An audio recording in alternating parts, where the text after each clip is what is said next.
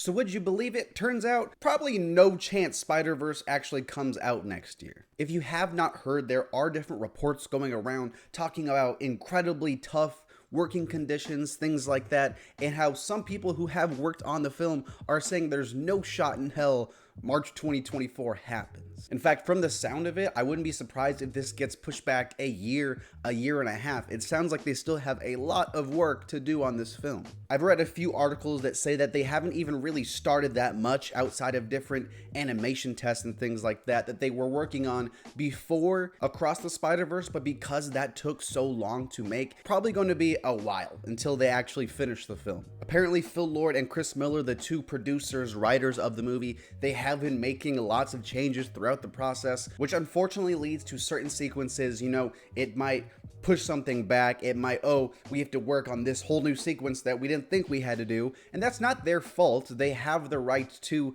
make the movie the best that it can be and should be. And I think that strategy worked because both of these films have been amazing, but that is a timely expense. It costs time, it costs resources, and it costs a lot of money. That leads to kind of a part of grind culture we've seen in the video game industry of a lot of these animators being forced to work 100 hours a week. Forced to work sounds bad, but they're required to work.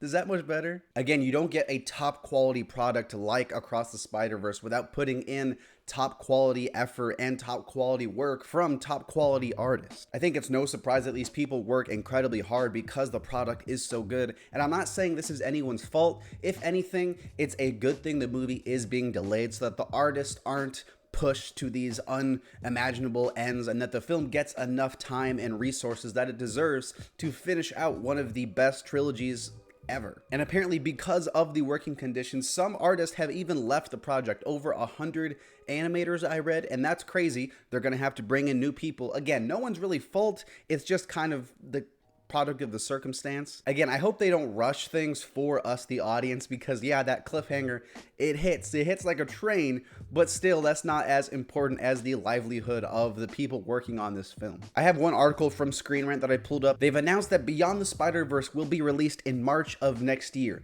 I've seen people say, oh, they probably just worked on it at the same time. There's no way the movie's coming out then. The only progress that's been made on the third one is any exploration or test that were done before the movie was split into two parts. Everyone's been fully focused on Across the Spider-Verse and barely crossing that finish line, and now it's like, oh yeah, now we have to do the other one. It sounds like they have a ton of work. Expect to see this one pushed back. In fact, I'd say we can expect an announcement fairly soon, unless they don't want to hurt that reputation for Across the Spider-Verse, because people are going to be upset for sure. A lot of fans are going to be bummed.